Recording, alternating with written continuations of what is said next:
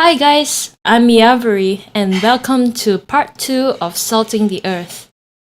In this episode, I hope that there will be more spicy scene for us to see and hopefully it will be more juicier this time. So let's dive into it.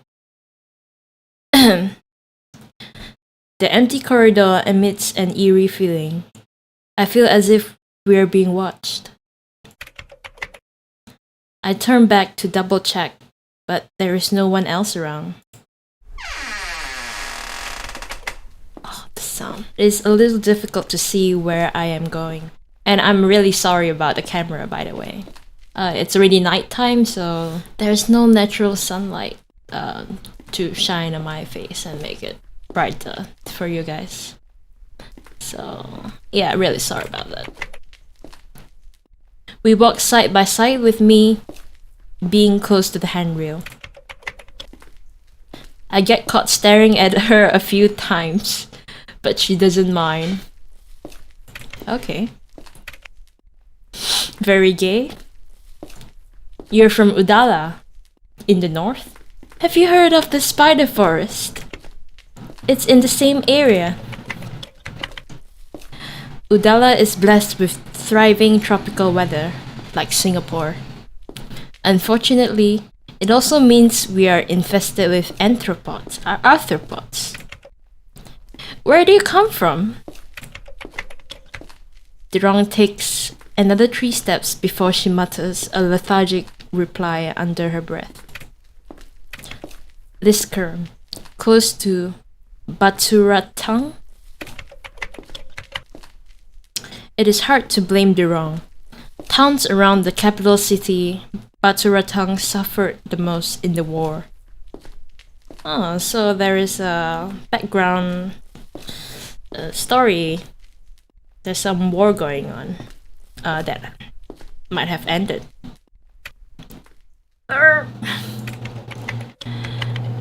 Dirong reaches out to grab me by my forearm when I miss my step. My eyes are glued on her serious face the whole time. Watch where you're going! I nod. My hand tightens its grip on the handrail as we continue our trip.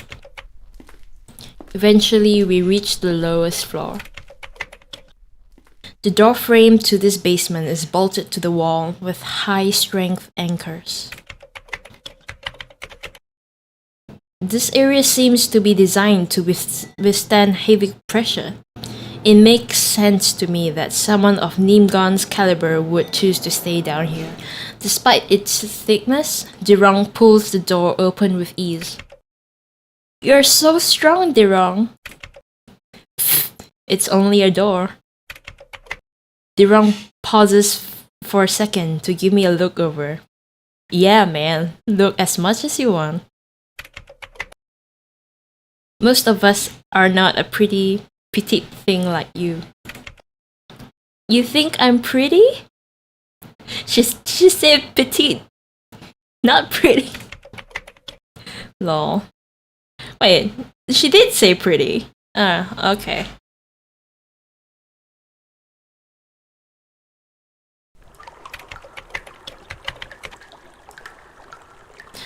The lights flicker on and off in this old basement. Pipes of many shapes and sizes run along the length of this long dark hall. The sound of water dripping is calming me. On my right is a glass window with fish swimming just right outside. A large shadow floats away from me, leaving a long trail of dark liquid. Rue, are you okay? What? Yeah. I thought I saw a shadow carrying something. I rub my eyes. There is no trace of it when I give it another look. It must have been a trick of the light.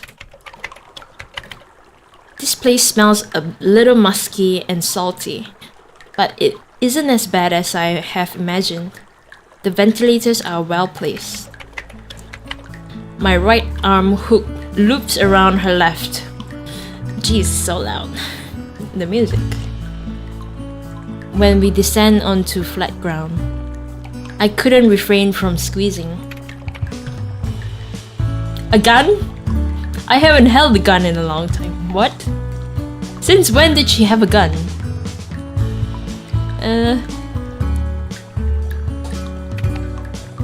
Don't flex. What? What? Alright.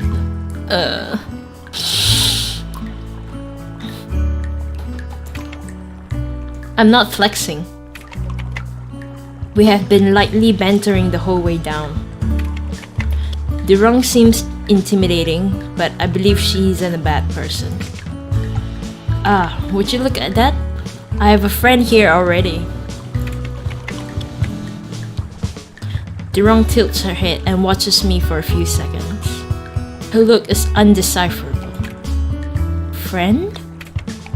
Oh, you mean the boss? No! It's you, Dirong. I could not be any clearer that I meant you. Of course, we can be friends. I detach myself from Dirong when we stop at the first door to the left.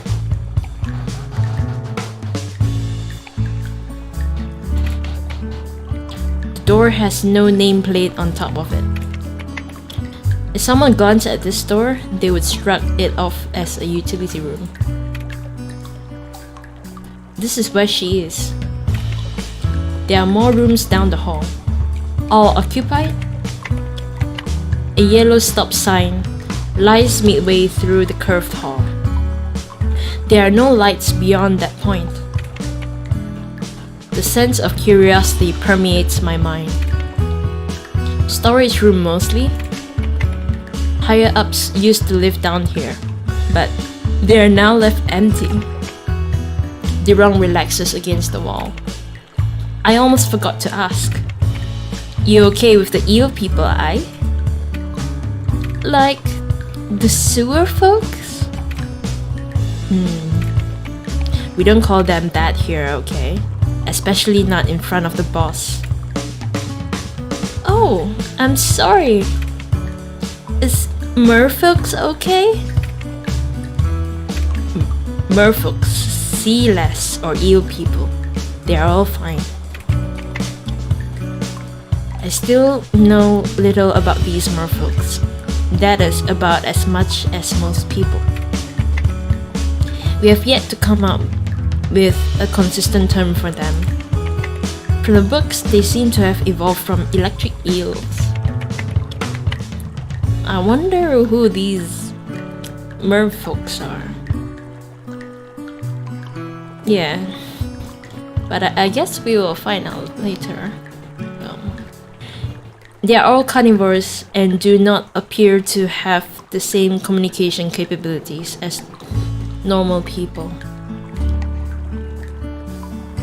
For fuck's sake, how many helicopters do you want to fly today? How many? This is the fourth one. In 10 minutes. Okay. A lot of them nest in the sewage system, hence the term sewer folks. They eat a wide range of proteins from stray pets to rats, insects or larvae. There are occasional stories in the news with footage of them eating bridge jumpers or corpses tossed into the sewer by murderers. If they don't attack me, I suppose I have nothing against them. Is there a particular reason why we're having this talk? I'm preparing you. Nimgan must have a soft spot for the sewer folk. It is sweet that Dirong seems worried about me meeting with Nimgan. Is there anything else about her that you can tell me? So Nimgan is a merfolk.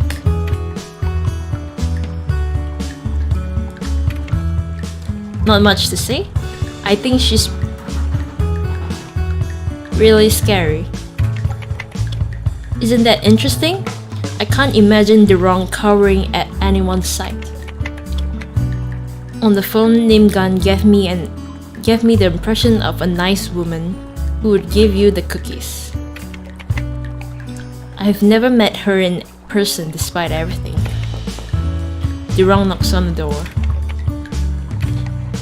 Is Durang from the 3rd floor, ma'am? I have Rue with me? Rue Cheriwati. There is no answer coming from the other side of the door. We both give each other shrugs. Durang tries again. It's open, jeez. Oh, I'm guessing it's the other orc? The red orc? This time there is a familiar voice calling. No, shouting from behind the door. Oh. Durang tries the handle again. It is indeed open. You'll be fine, I don't know, Durang. Will I? She turns to leave, but reluctantly stops after 2 steps. Do I wait for you, or... Not necessary. I bothered you plenty today, love. Ah, you did. Durang nods in agreement. Durang isn't one to mince words, is she? But I will see you later, okay? I'll be upstairs. 3rd floor. Room 304. Thanks for the walk, love.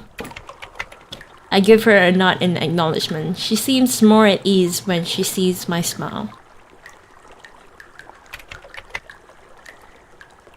Durang gives me a salute before going upstairs. Hey, a salute, yeah. Deep breaths through. Eye contact and my smile. I brace myself before going inside Nimgan's room. What hits me first is the luxuriously large aquarium wall. The aquarium runs further back to the walls behind the curtains. The aquarium is mostly empty, save for a few decorative rocks.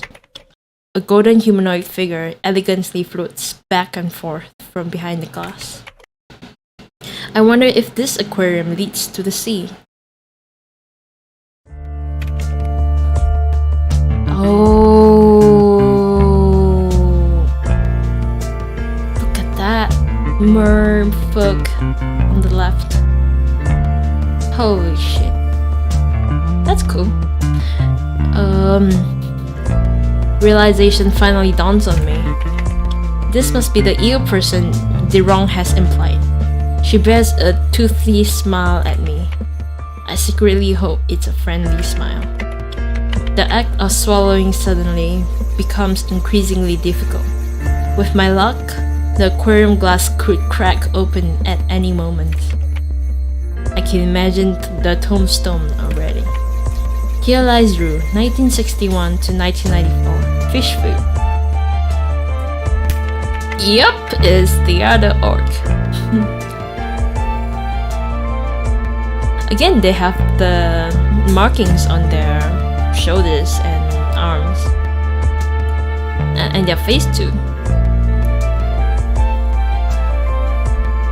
With my focus being on the eel person, I walk right into a large Orogan standing in the middle of the room. I bounce back while she remains unfazed. Rue Cheriwati? That is me, I think. Are you, or are you not? A large red Orogan, whom I assume to be Ningan, scratches his head. Yes, I am me, Rue Cheriwati. Her scent rubbed off on me after our collision. Beneath the fancy cologne is an unpleasant hint of tar. So you can either romance with the red orc or the green orc.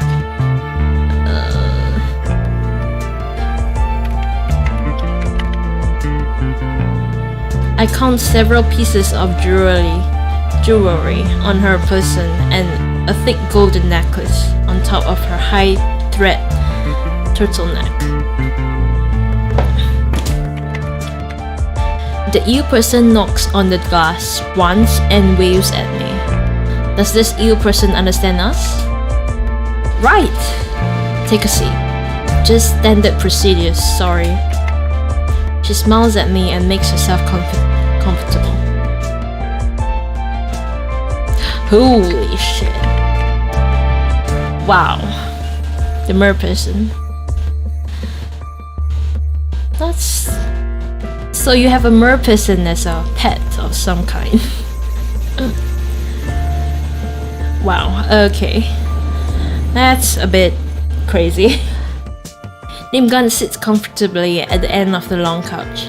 She scrunches her brows while looking over a bunch of document folders. There is a personal laptop, computer, lying on her desk, a top-end brand. My friend Koa bragged about her being on a wait list just to order one last month. The ill person floats closer to where Nimgan is. Jeez.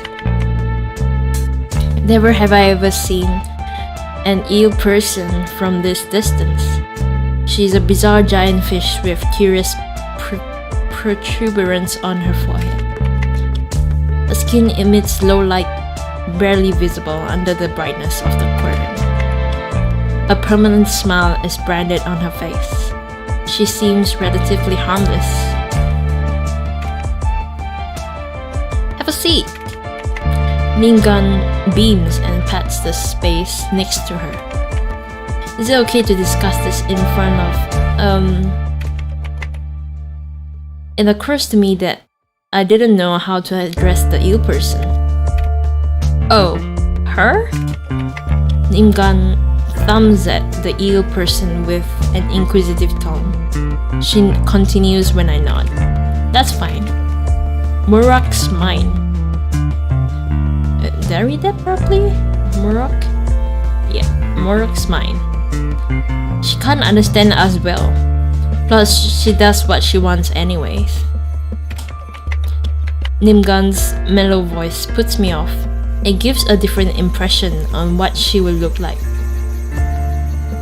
So you can hear the mer person? Okay. Through the glass.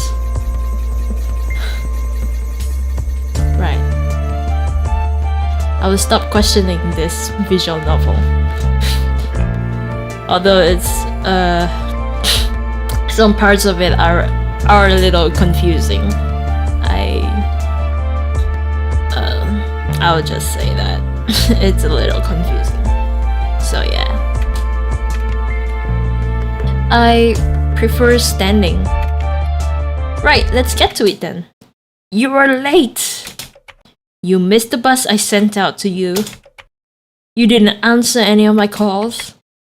She emphasizes each accusation with a throaty grunt. The ill person knocks on the glass again. This time, she shakes her head in disapproval. Nimgan lifts her brows and her scowl quickly turns into a smile.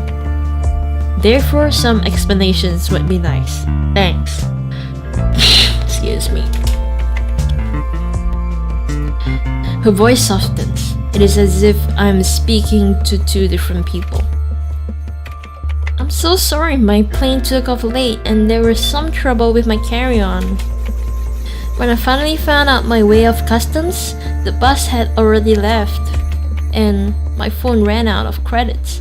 I couldn't return any calls. Nimgan gave me an understanding nod. Imagine my worry when Mika arrived with only your luggage. Although, it's just like Mika to forget a whole person. Ha ha ha. Nimgan laughs wholeheartedly. The muffled sound of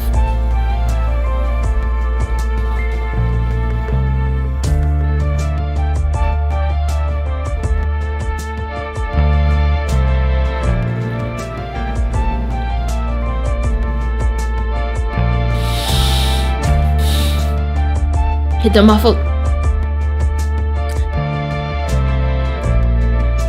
The muffled sound of glass tapping gets Nimgan's attention again. They exchange looks. This is feeling like backseat managering. So you walked here? Yes. Took me around 2 hours or some gunk. 2 hours of sunburn and I wouldn't even get a tan. Really? It wouldn't have taken that long if you walked faster. Wow, what a useful advice. My face puts on an amused smile. Nimgan clears her throat. Nimgan brings out the file and starts reading from it. Your old sergeant from the army gave an outstanding recommendation letter. She was from the army? Wow. Not this again.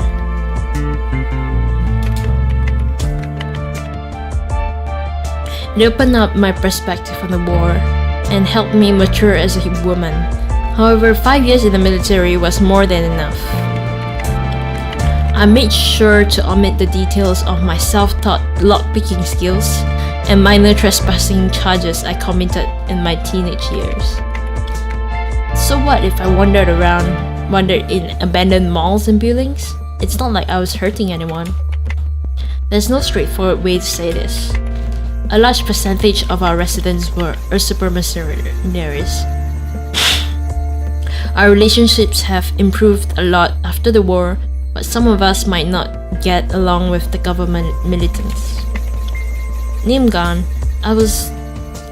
was I hired just to soothe your connection with the military? The current military and the Sentinel mercenaries have a long-standing history.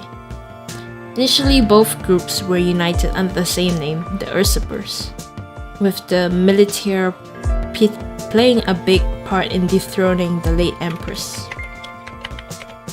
After the usurpation war was over, a group of nobles and their associates split up from the usurpers to form the new government. Being mercenaries, the rest distanced themselves from the government branches, all the while keeping the name of usurpers.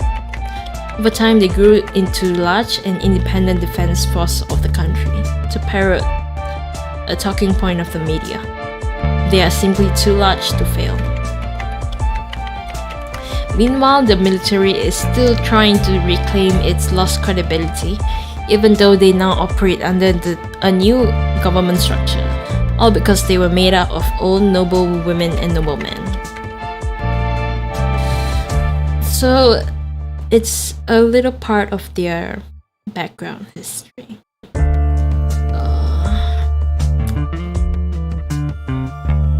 So there is two groups, the military and the Sentinel mercenaries.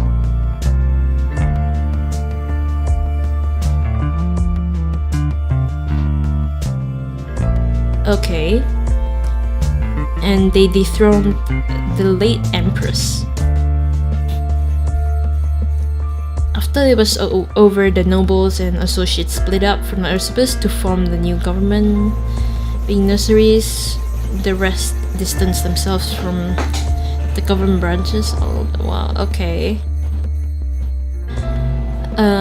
Okay, so the military became a large and independent force of the country. Okay.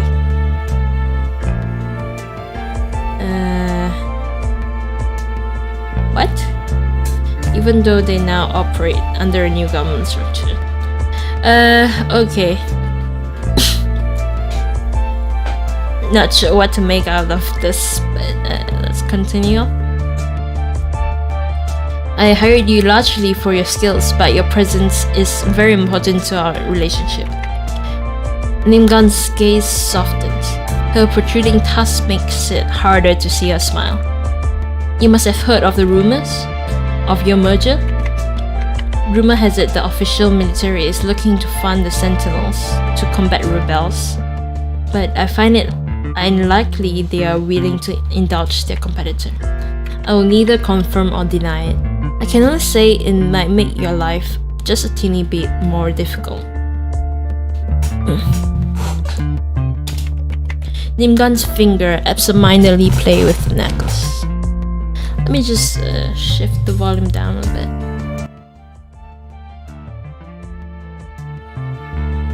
But it will affect the recording, right? So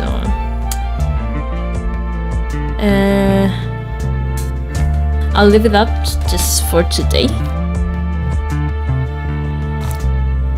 Okay. This is a good opportunity for our Orogons to interact with other races. As you can see, we keep to ourselves most of the time. Okay. Despite being the same country, the Orogons have a tendency to build a strong sense of community among themselves. They tend to live in closely knit, densely populated neighborhoods. It isn't unheard of if an Orogon lived in a congregate housing all her life. All her life? That means all Orogons are female. Is it? I'm just guessing over here. So therefore, while the usurpers were composed of soldiers from different races, after the war, Orogons are the main occupants of these communal houses. Non-Orogons prefer private housing and traveling to work rather than staying in the provided facility. That's everything I wanted to go through with you. Nimgan leaves the file on top of the stack of documents. So I guess this is the story where they try to introduce to you about the Red Orc and more about the background history of the world itself. Okay. So Nimgan says, what interested you about us? Call it a casual curiosity. Off the record? Off the record.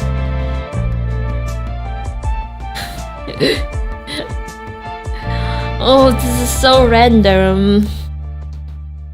Jesus, so fucking random. You talk so much about the history and you get these two choices to talk about.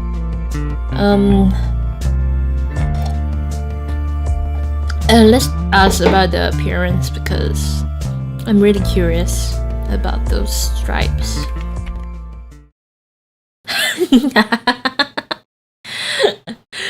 I've always thought Orogan women were hot. Look at that. Oh my god. And sorry about the mouse, by the way.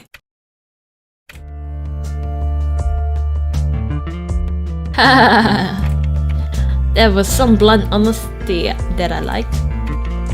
They say we fear what we don't understand, but in reality, we are enraptured by what we are not familiar with.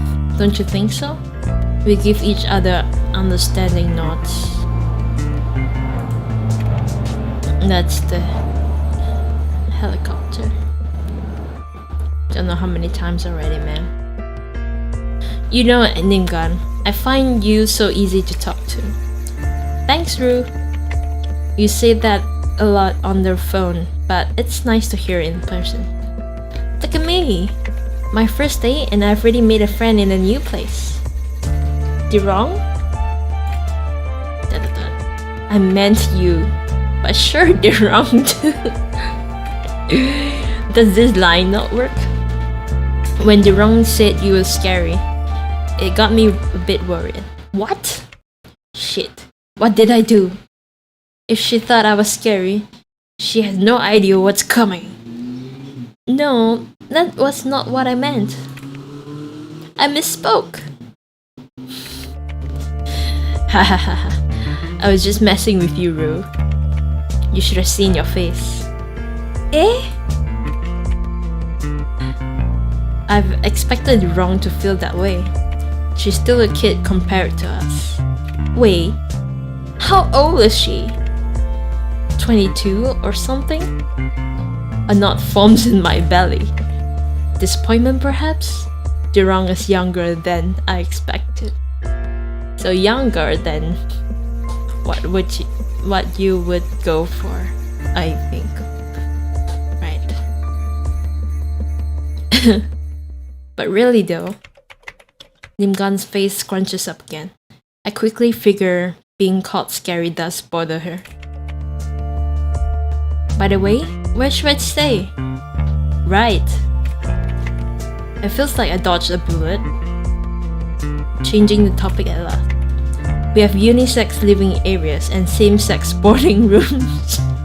Oh, so they're unisex. Unisex living areas and same-sex boarding rooms. One sex. Oh yeah, that's right. Unisex means like unisex clothing. Right. I get that. I was going to assign you a room all for yourself. Funny thing is, there's a newly vacant slot in Durong's room. It belongs to the former assistant chef you are here to replace. Oh, I'll take it. I figure staying with Durong would make me feel more comfortable. She has proven to be reliable and friendly. I was going to suggest the same thing, Rue. Should we ask her first though? It's not like she can say no, since she fears me so much. It feels like I'm always towing the line when speaking to her. But it won't be a problem at all, haha. I always feel that group of oddies would benefit from someone normal like you. The previous assistant chef Dimba kept them in check while she was here. All set? I'll have someone bring up your luggage. Either Durong or Query should be home right now. Please remember to get your security clearance from Hazari from the front desk too. Alright. Thanks for the opportunity, Nimgan. Thank you for taking the opportunity. The sound echoing on the glass surface reminds... Yes! Okay. Oh my god. I shall drink my tea.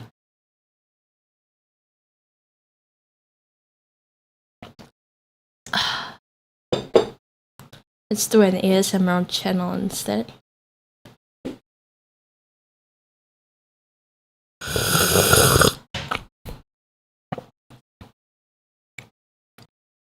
A few moments later.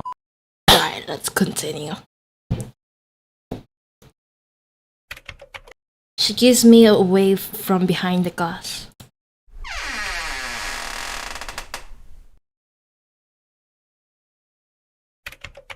Rue turned out to be really nice, huh? She is still coming in a few days. I don't know if I'm strong enough for it. Who? Who is coming? So far, I kinda like both of them.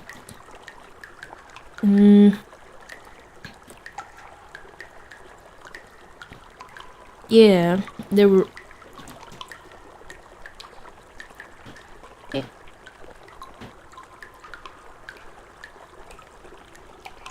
The green one is more friendly, I would...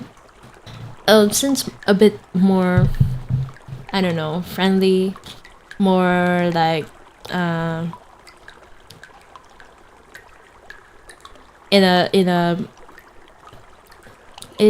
she has a bit of like the Kohai feel or of the same level. Meanwhile, the boss is also quite friendly too. So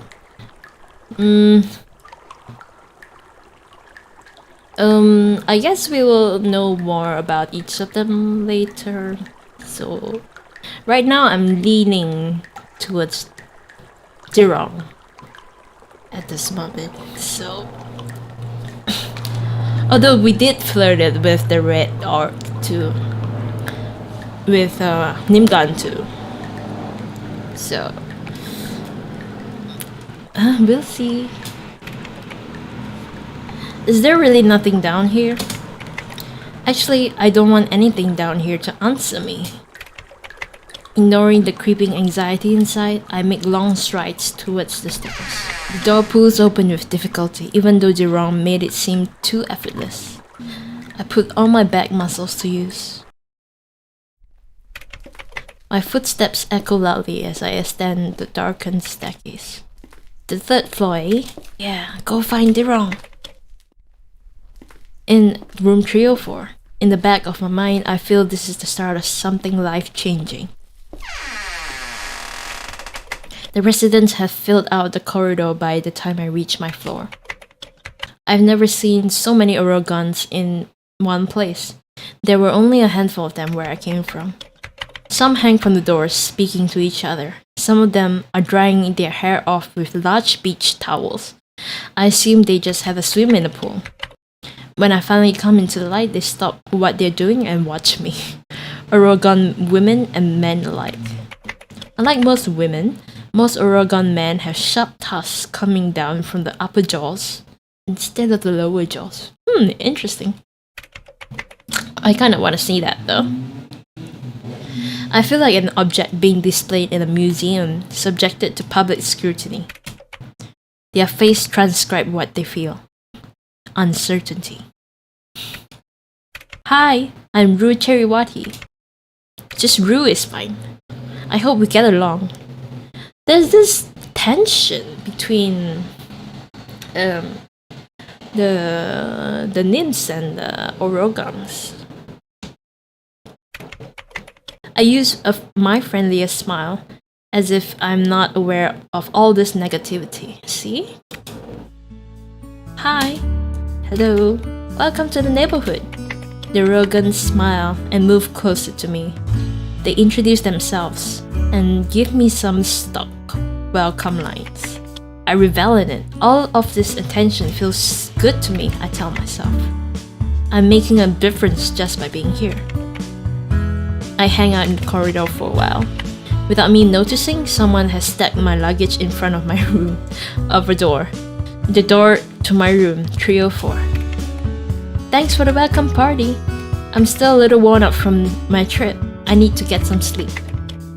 I say farewell to the Rogans circling around me and walk towards the room.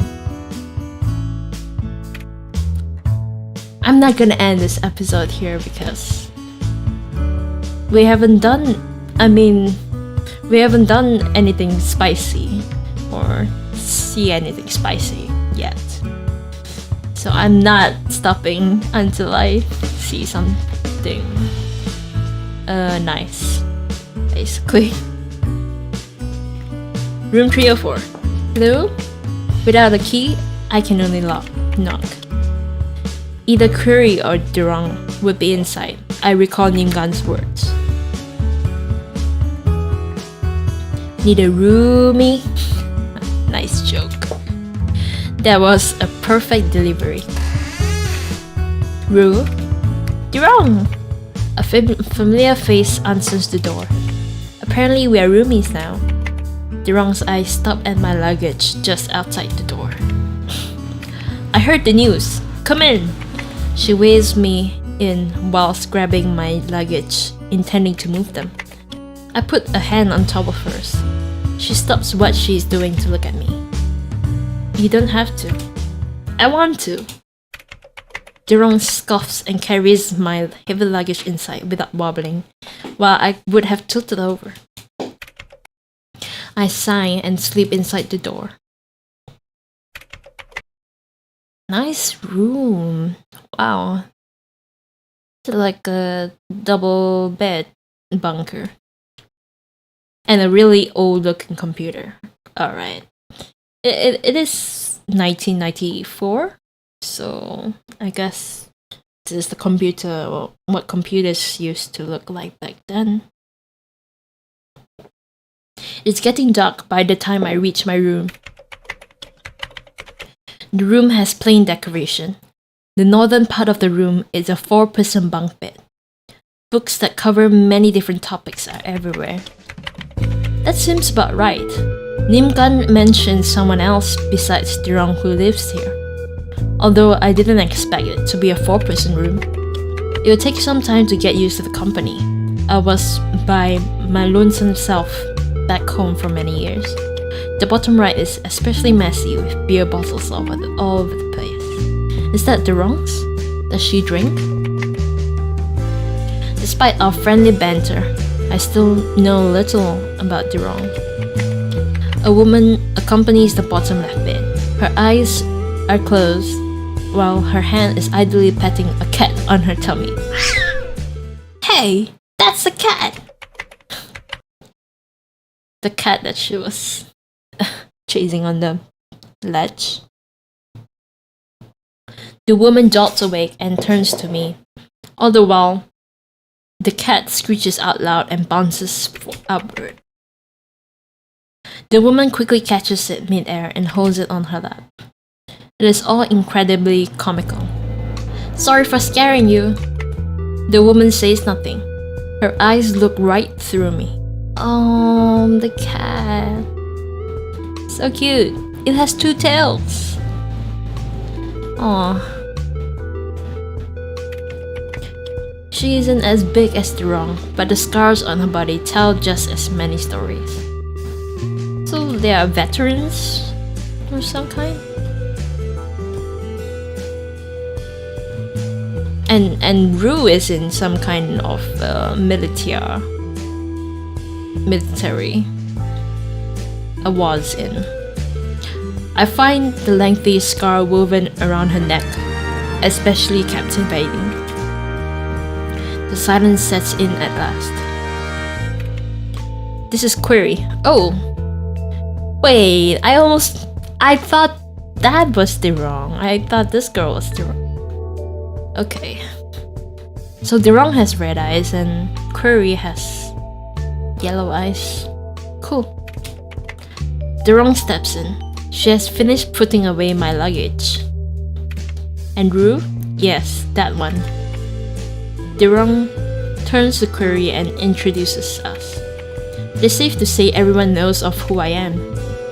I'm Rue Cheruwati. You can just call me Rue. I hope we get along. Query refuses to say anything.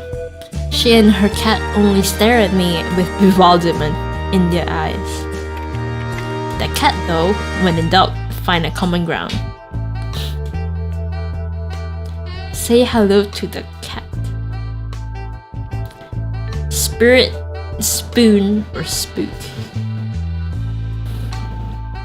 Wait, how many love interests are there? 3? Wait a second. Alright,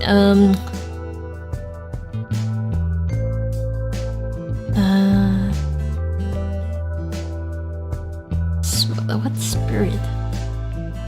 Spoon. I'll try spoon. Why this? Oh, it's the name of the cat. How? Oh gosh, the way this visual novel is written. Gosh, okay, I'll go with spirit. Maybe again, spirit. You remember I? Dirong seems impressed. Curry's head even bobs slightly in approval. Rue will work with you in the kitchen, Curry. Curry glances at Dirong, then back at me. Her fingers are stroking Spirit. Oh, so we can name the cat. Oh, okay.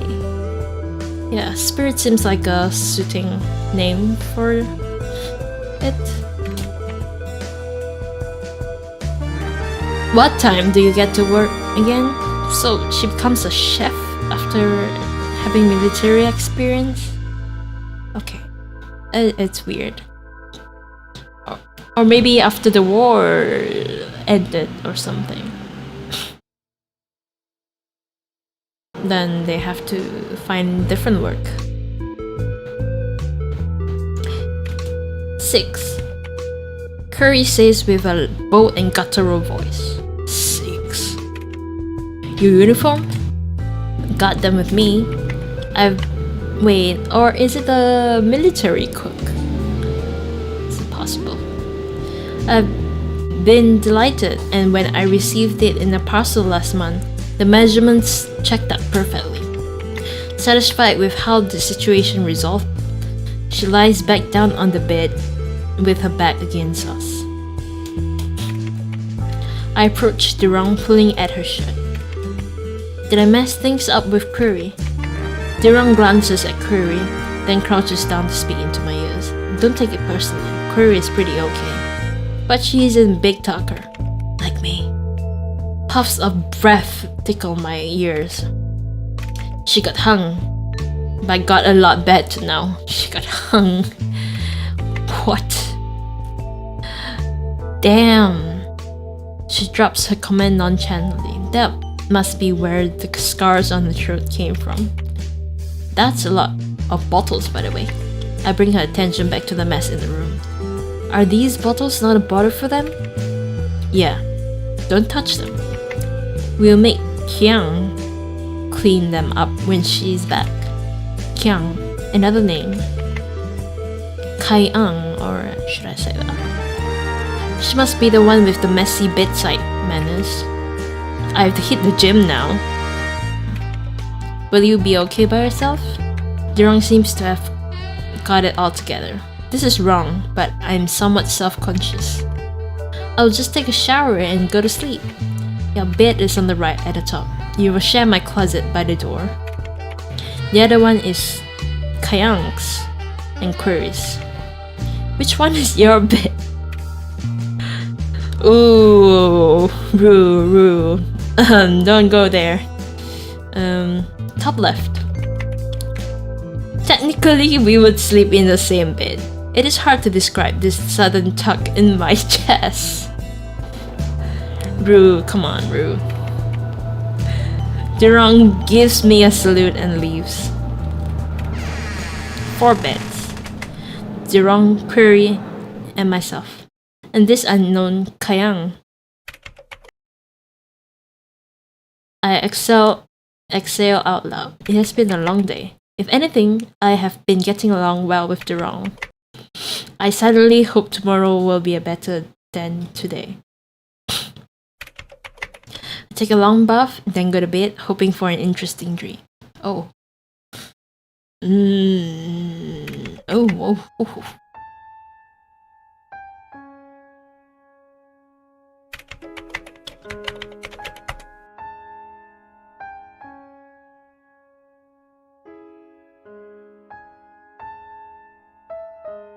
Do you ever dream you were someone else, Samuel? Samuel doesn't reply anyway. Oh, right away. He cuts the tip of the cheap home brand coffee bean bag and fills up the machine. Wastewater spills all over the table and Samuel ignores it. I know him. I know his type. He uses silence as a weapon because he knows it would hurt. All the time, Ruth. Who's Ruth?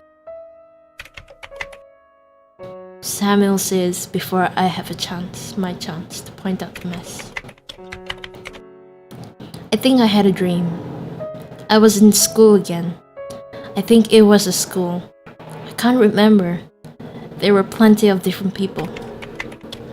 No one cares about other people's dreams, but we love to tell them regardless. The machine crushes beans loudly, drowning out my voice. He ignores me again. Who's Ruth? Oh, Rue, right? Rue. Oh my god, I can't believe I took so long to figure out. He does it just to annoy me. I try to remember if we ever had a good talk, but came up with nothing.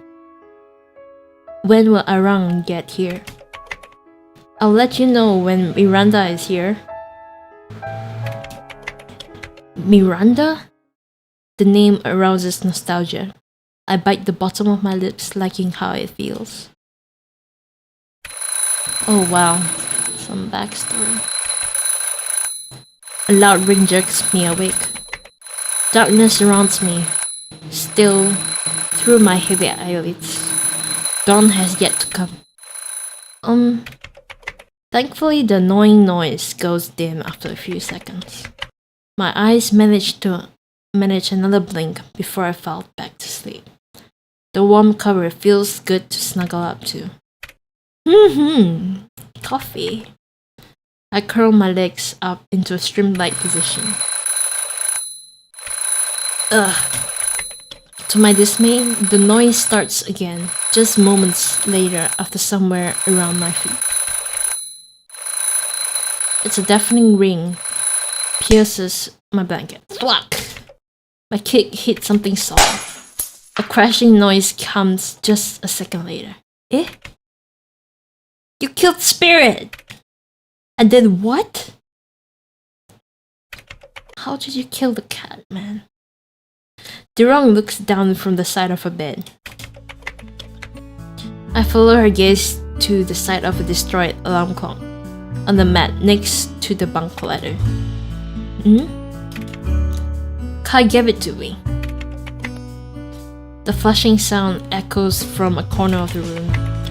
Our attention is pulled towards Query, who emerges from the bathroom. Her cat Spirit follows her footsteps like a chick to his mother hen. He's unscathed. It is telling that Query is equally puzzled by the sight of the destroyed alarm clock. She looks to us for an answer. Durong, love. I take a deep breath before I continue. Did you name your alarm clock Spirit? It looked ghastly, didn't it? Durong ends her sentence with a somber tone. Note. This is for you. A ghost? No, it's a panda. I'll call it Spirit. Thanks, Kayang. It's a panda! Durong hums forlornly. Remorse builds up inside me. Out of the corner of my eye, Query picks up the broom and starts cleaning up. Wait, Query! Let me do it. It was my fault. Query ignores me calling out to her. By the time I come down from my bed, Query has disposed of the broken pieces. I make room for Query, who walks past me with a dustpan. Her feet nearly knocked over a bottle. How long have the bottles been left out here? You slept okay? The Durong has climbed down without me realizing. Her hair is down. That looks nice. Morning, Durong. Aye, it is indeed morning. That was a good comeback. What? Nani?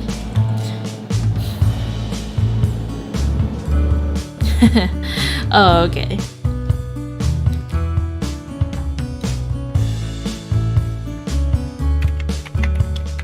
Since I went to sleep of her, it's only now that I can inspect Durong's sleepwear.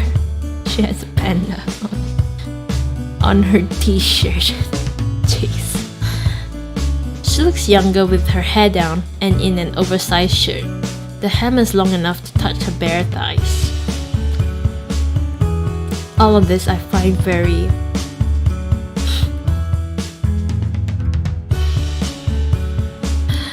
cute or what?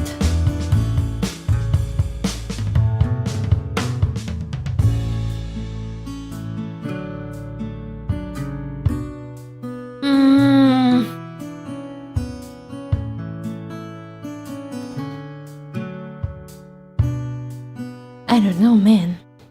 Because if I choose hot, then she might think that it's too aggressive and then maybe not like you for that.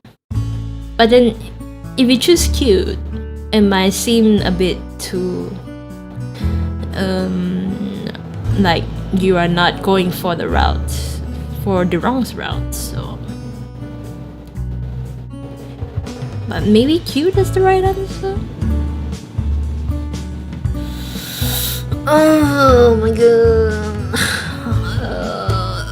Cute first, okay. Did you say cute?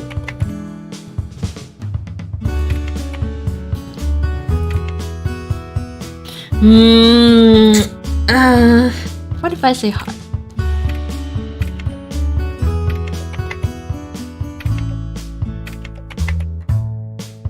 Okay, I think this is the route that we're going for.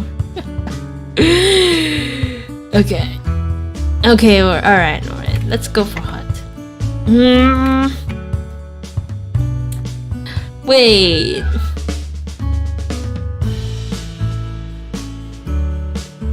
Hold on a second. Okay, we'll go with hot. I hope I made the right decision. Okay. The hair and shirt work for me. And those thighs and arms are especially yummy. I keep this thought to myself. Thanks.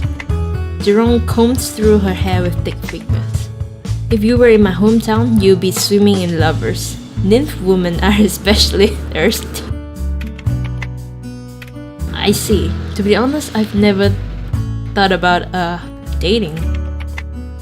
Oh, I didn't mean to make you uncomfortable. Jerome shrugs. You didn't. It gave me something to think about. She leans into the leather and looks me up and down. My guess is she's trying to check you out.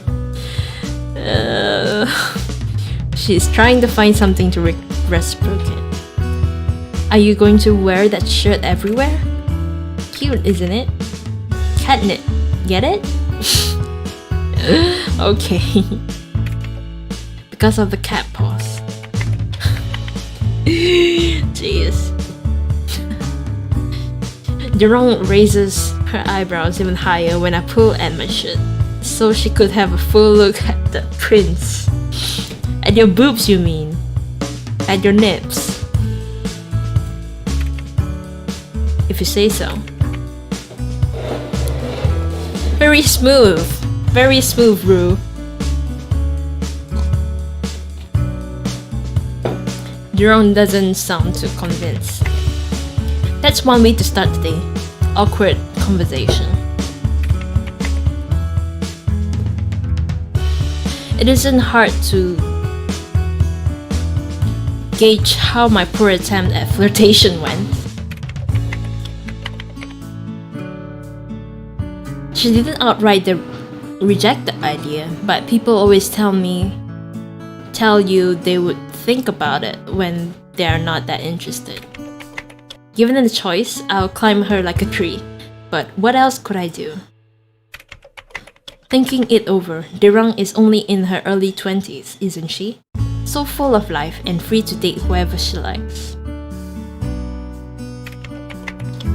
I can't help but recall my failed relationship with Pramata when I was her age.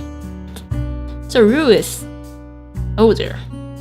When you are young, it is so easy to mistake everything for love. True, I totally agree to that.